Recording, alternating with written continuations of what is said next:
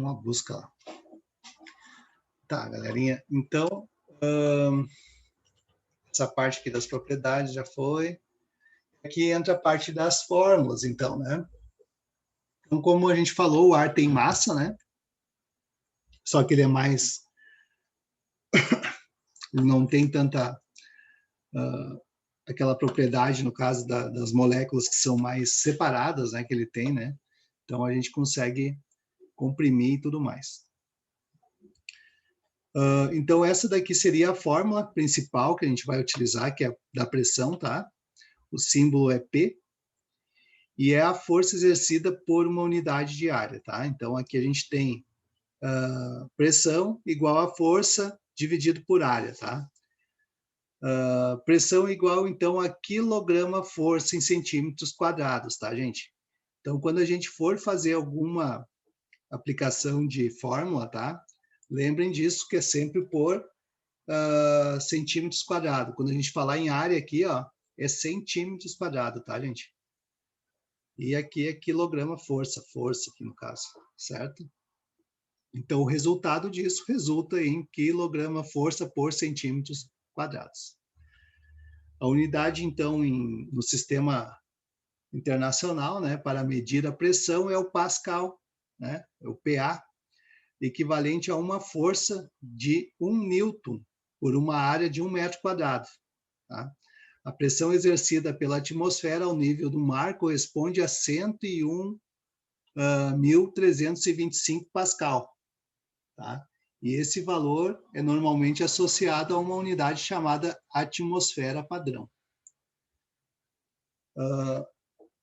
Claro que aqui a gente pode diminuir esse 101.000 aqui, 325, né?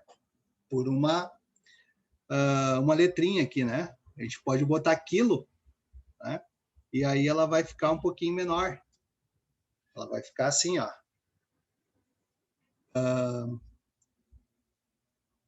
Aqui na atmosfera, bem lá em cima, lá, né? Nós temos 0 quilopascal. Depois aqui nessa altitude, chamamos aqui de 8.850, vai ter 31 quilopascal, que metros, né? E aqui no nível do mar, então, 101 quilopascal, mais ou menos, tá, gente? Não precisa, então, botar aquele 101.325 pascal, tá? Então, a gente diminui através do K, a gente já sabe que é quilopascal, então é vezes 1.000, né? Então, aqui tem uma tabela também, que mostra, então, essas variações.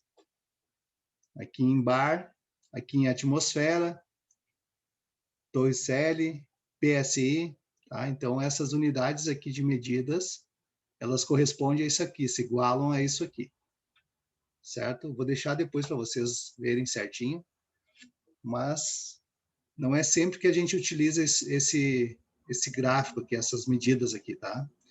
O que pode diferenciar é porque existem padrões, então, na pneumática, né, que a gente deve considerar, que é a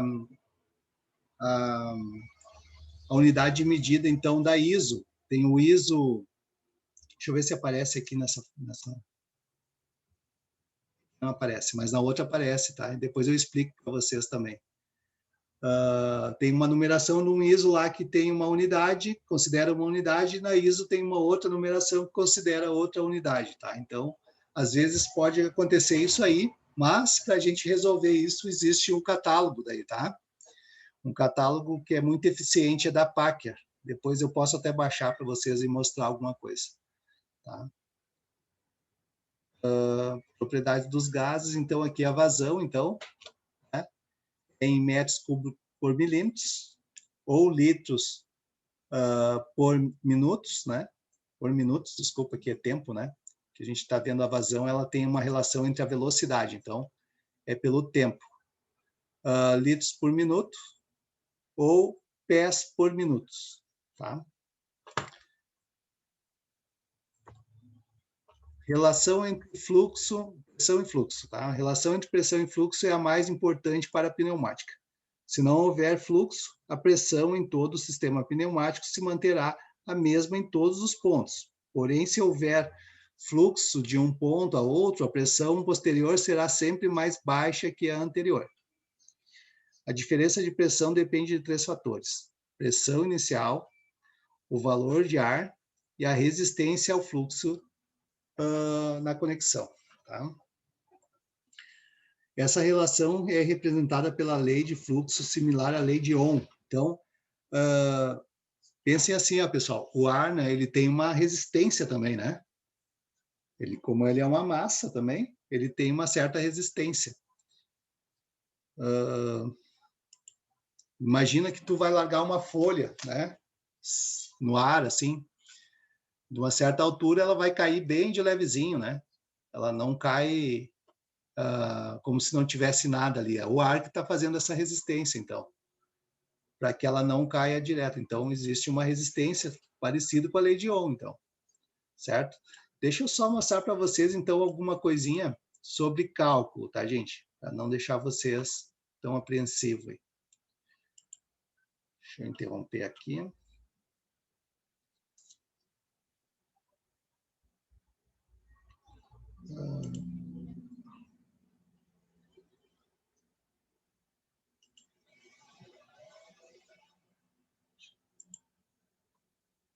Deixa eu ver se eu estou com esse negócio aqui.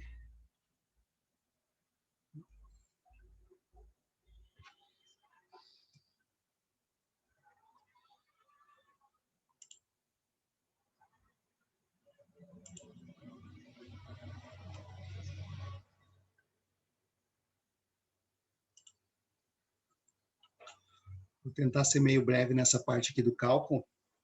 Tá? Só para vocês terem uma ideia sobre cálculo de avanço e de retorno. Tá? O cálculo de avanço da haste, tá, gente? Então, vocês viram ali que naquele atuador que eu mostrei para vocês ali, ele tem uma haste. E a gente tem que calcular, então, o avanço dele e o recuo. Tem uma diferença, por isso que existe o cálculo de avanço e de recuo, tá?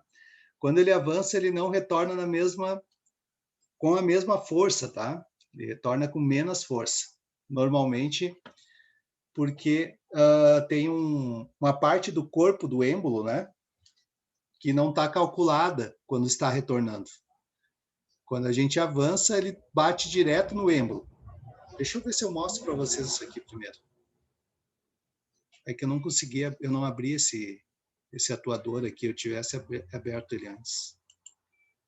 Deixa eu mudar aqui.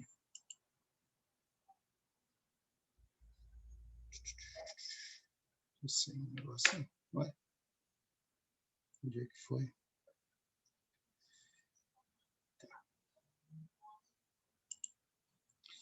Deixa eu fazer assim, ó, para que vocês entendam melhor.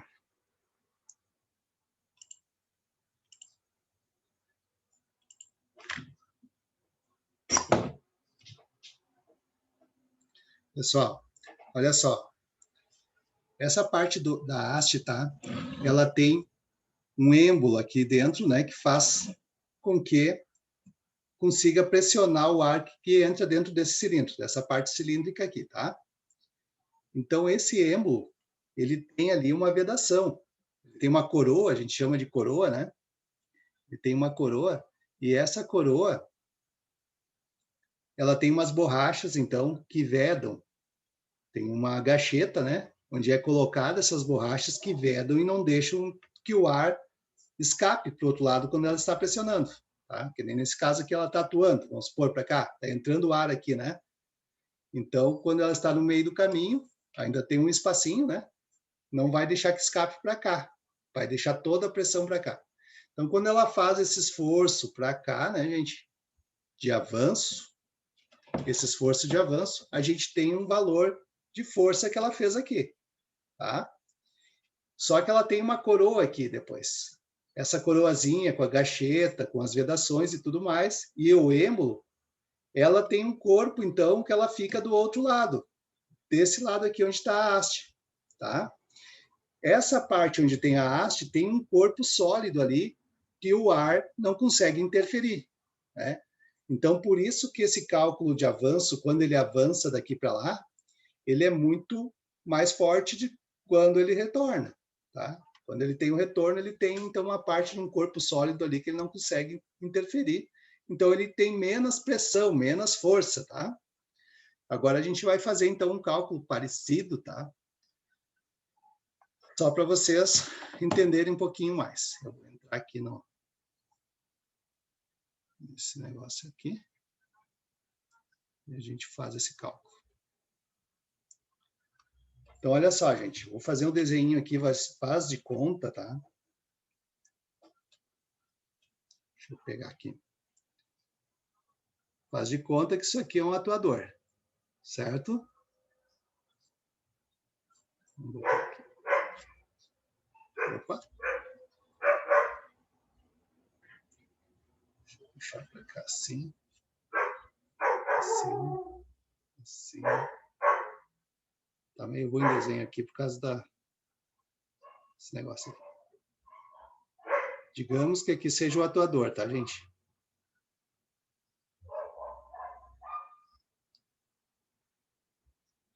Aqui tudo é a parte da haste, certo? E aqui é a coroa, essa que eu falei para vocês, é a parte do êmbolo, tá? Então, toda essa parte sólida aqui, né? Isso aqui não tem desse outro lado.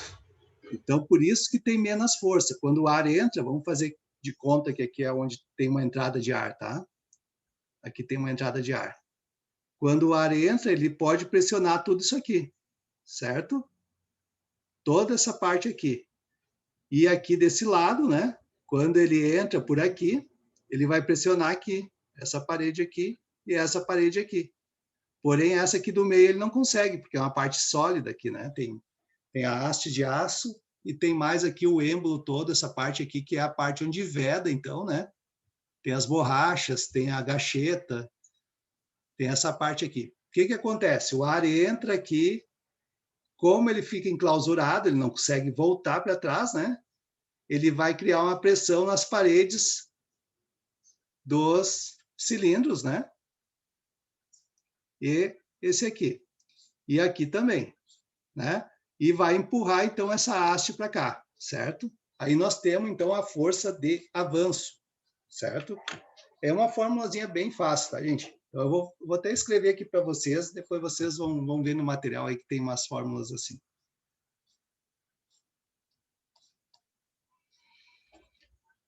De avanço.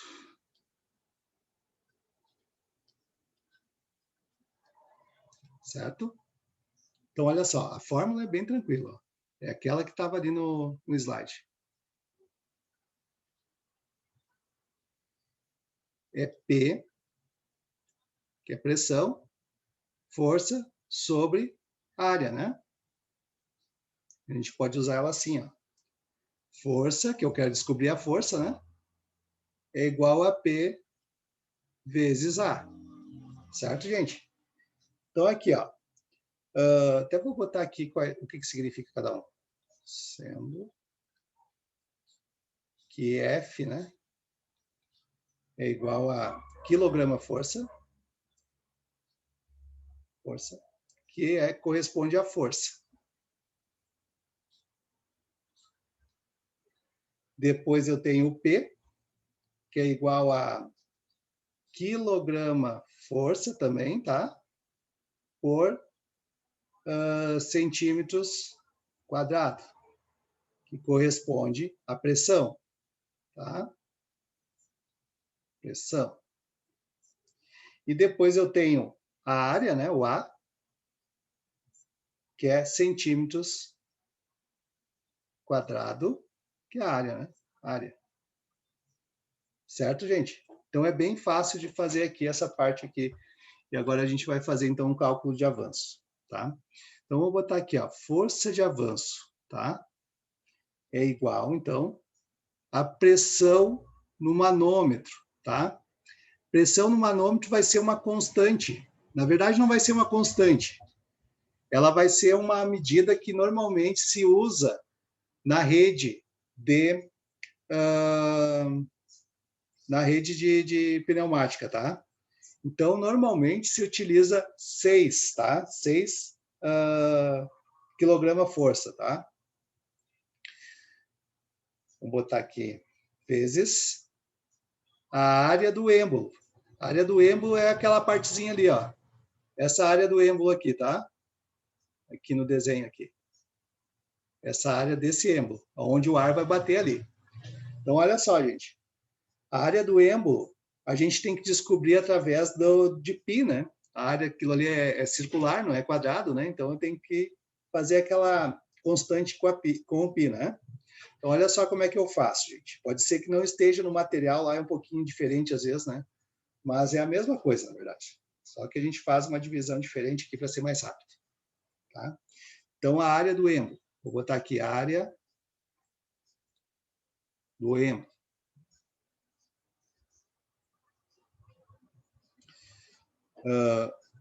É A igual a π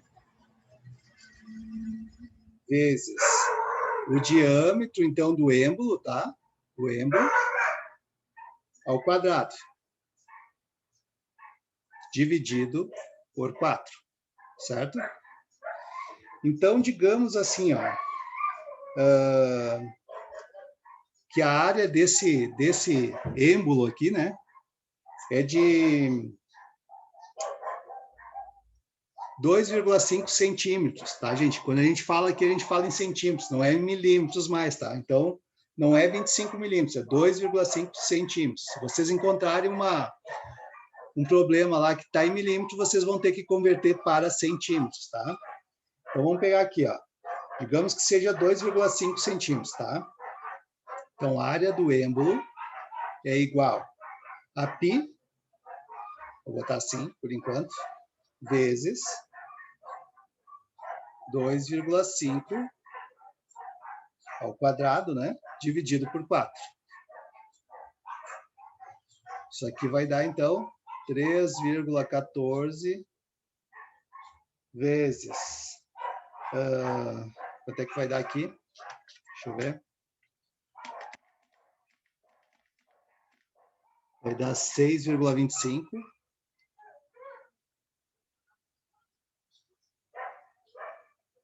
Dividido por 4, que é igual a 4,91. Opa.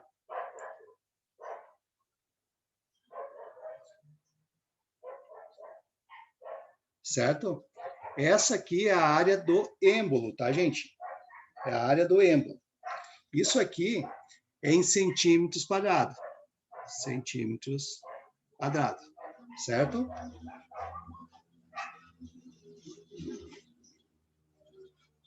Daí, deixa eu só puxar esse negócio para cá. Eu estou ainda procurando a força, né, gente? Opa.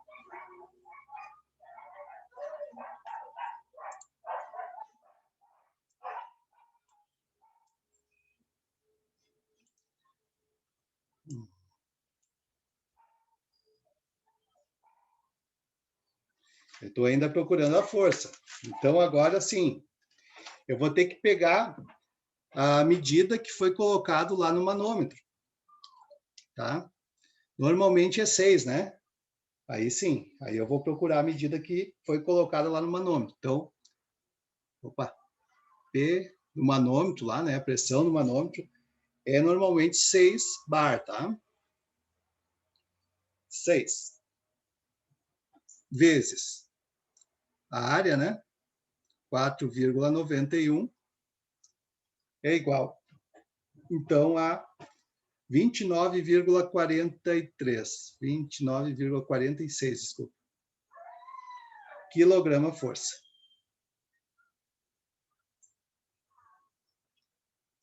Certo, gente? Essa é do avanço. Estão entendendo?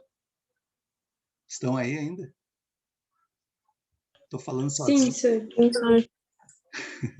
Tá, gente? Então, essa parte do êmbolo, entrou o ar ali, deixa eu puxar para cá. Entrou o ar aqui, tá? E teve essa força aqui, então, que ela fez para empurrar essa haste, certo? Agora vocês lembram que eu não tinha a parte da haste ali, né? Daquele lado, então foi toda essa força. Então, provavelmente, a força de retorno agora é menor. Tá? Então, vou botar aqui para vocês. Força de retorno. Como é que eu vou fazer, então, para mim descobrir isso aqui? Uma outra formulazinha, mas é bem tranquilo também, tá? Força de retorno é igual a força, né? Desculpa, a pressão, vezes a área da coroa. Lembra que eu falei em coroa ali para vocês? Aquela partezinha do êmbolo ali, onde está a parte que isola ali, né? Os isolantes ali. A vedação. A vedação, exatamente. Beleza. Então, como é que vai ficar aqui, ó? A área da coroa é igual a π também, né?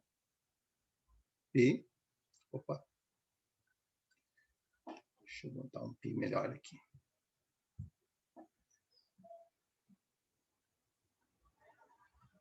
A π. O diâmetro, então, ao quadrado do êmbolo, né? Menos o diâmetro da haste, tá, gente? Ao quadrado também. Dividido por 4. Certo? Então, esse H aqui, que eu botei aqui, é um H, tá, gente? É o diâmetro da haste, tá? Então, o que eu tenho aqui? AC é igual a 3,14, né? Vamos dizer que a haste, ela tem, sei lá, 1 centímetro, sei lá, alguma coisa assim. Só para a gente calcular mais fácil, tá, gente? Vezes 2,5 ao quadrado menos 1,0 aqui ao quadrado, tá? Isso aqui, fazendo o cálculo aqui dividido por 4, vai ser AC igual... Deixa eu fazer aqui.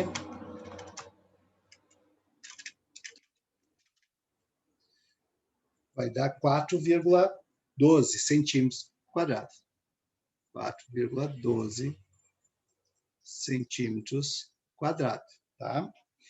Então, agora, a força de retorno é igual, então, à pressão do manômetro, né? Vezes AC, tá? Isso aqui vai dar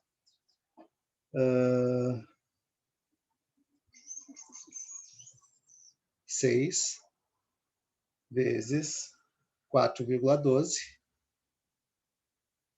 Força é igual a 24,72 quilograma-força. Viram que ficou menor, né? Esse valor aqui. Então, com este daqui, né? Esse aqui ficou menor. Porque tem aquela parte toda, então, da haste, né, gente? Tem esse diâmetro aqui da haste, então, que deve ser considerado. Por que não é considerado todo esse comprimento aqui? Tá? Porque ali ela tem pouca influência, então não é bem exato essa medida, tá, gente? Não tem como dar tanta exatidão, mas sim é o aproximado, tá? Então, esse seria o cálculo aproximado dessa força aqui que vai ser feita no êmbolo no retorno, tá? Esse comprimento aqui, ele não é calculado no cilindro, aqui não é calculado. Certo, galera? Deixa eu interromper aqui.